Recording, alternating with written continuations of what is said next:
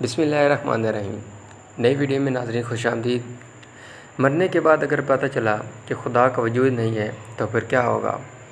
Harish Kumar physics میں P H D کے بعد بھارت کے ایک اہم یونیورسٹی میں لیکچرار پوسٹ ہوا۔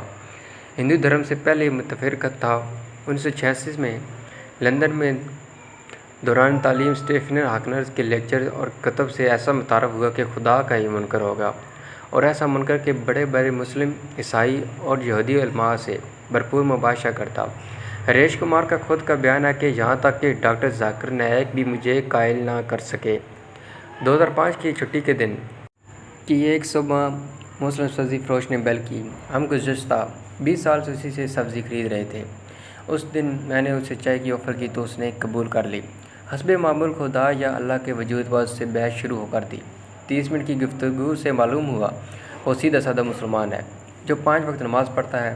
ہاں، وہ سودے میں بہت ہی صاف گو اور ایماندار تھا، مناسب دام بھی بیچتا تھا۔ آخر چلتے ہوئے اس نے ایک ایسی بات کی جس نے میری زندگی ہی بدل دی۔ وہ کیا تھی؟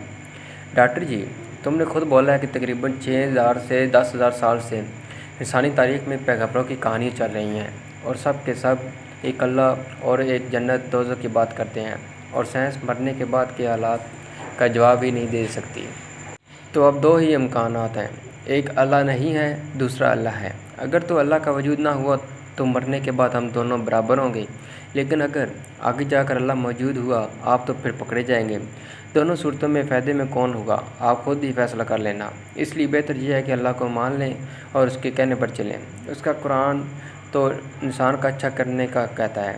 میں نے ساری زندگی پروبیبلٹی کے لیکچر دیے، لیکن اس کے جاننے کے بعد سوچا کہ اس پروبیبلٹی کی طرف تو کبھی میرا دھیان ہی نہیں گیا کہ دونوں صورتوں میں اللہ کو ماننے والا فائدے میں ہے۔ قصہ مختصر اس سوچ کے بعد خیال آیا کہ کون سا آسمانی مذہب بہتر ہے۔ مذہب کا علم تو مجھے پہلے ہی کافی تھا۔